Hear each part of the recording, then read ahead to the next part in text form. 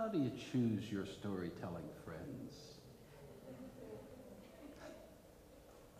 I like friends who are different from me. When I tell stories, I like to tell stories about people, personal relationships.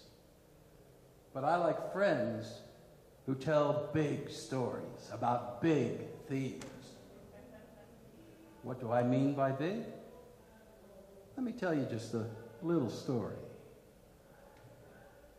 It was a few years ago that my friend invited me to go to a lecture by a woman, a Roman Catholic nun by the name of Miriam McGillis, who started an organic farm in North Jersey called Genesis Farm.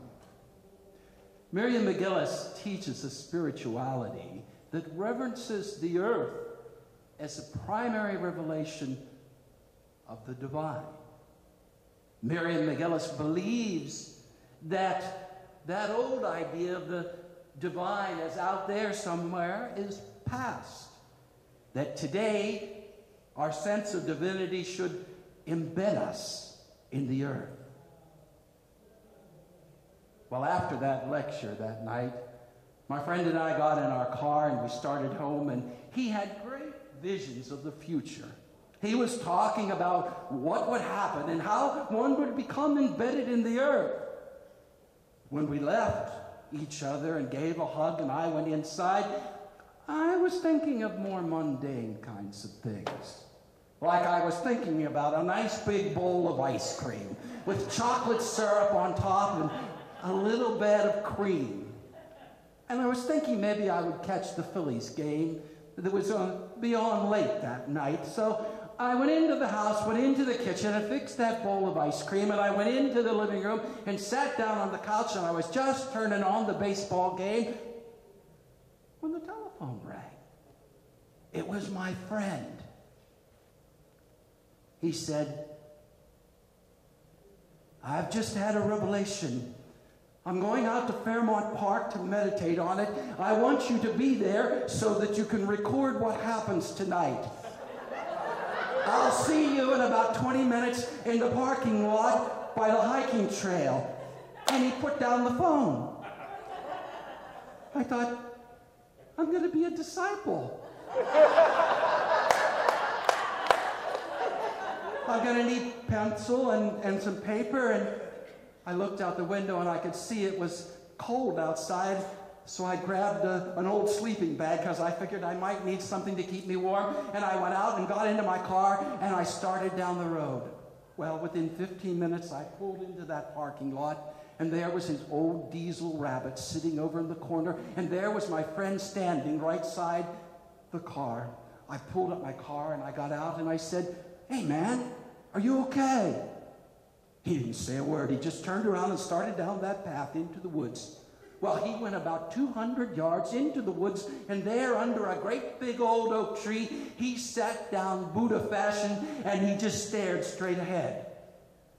I didn't know what to do. What do you? Well, I stood back because I didn't know what was going to happen there under the tree, and I started to think, well, here I am.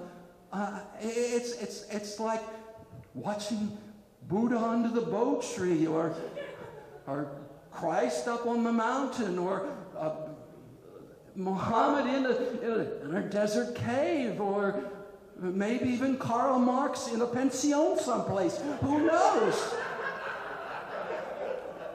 Well, I was having all of these big thoughts about being a disciple when I noticed that it was starting to rain lightly, and I was starting to get a little cold.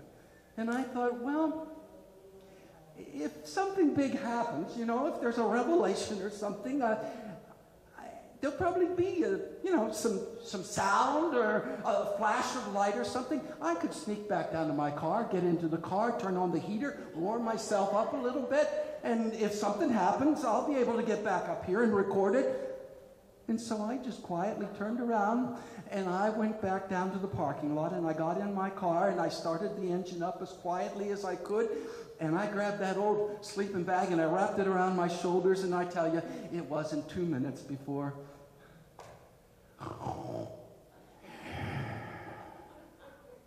I was falling asleep.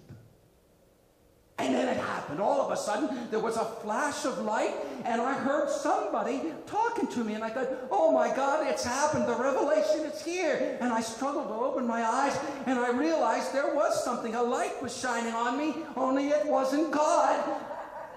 It was a park policeman shining his flashlight through the window.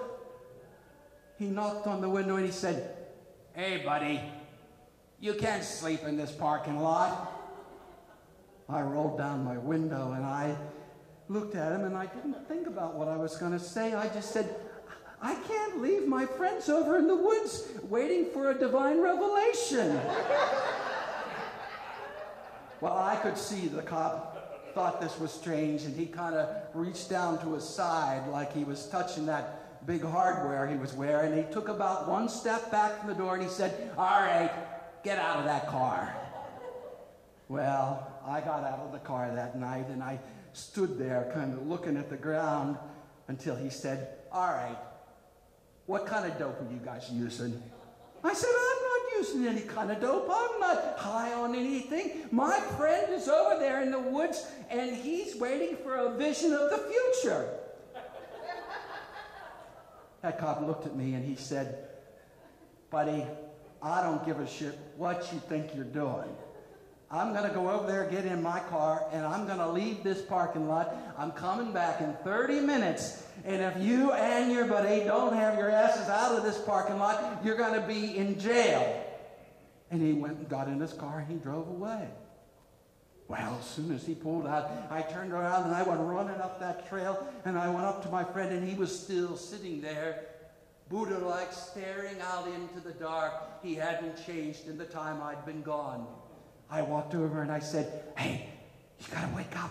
We gotta get out of here. The cops are gonna throw us in jail." He didn't move. I said, "Come on, we gotta go." He didn't move one muscle.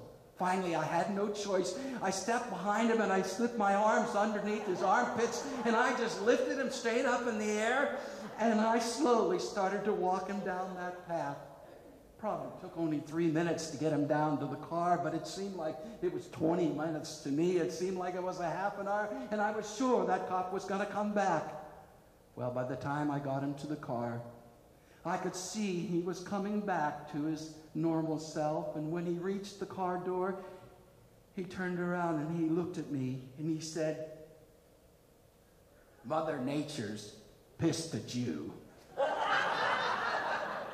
You interfered with my embedding in nature tonight. You'd better watch out on your way home." Well, I didn't say anything. I just went back over to my car and got in. And as I turned that key, I was starting to think about that dish of ice cream. Was it still sitting on the coffee table? Hey, I might still be able to eat it. Hey, the Philadelphia Inquirer, the early edition, would be out by this time. I'll stop at the Wawa and get myself a newspaper and find out whether the Phillies won last night.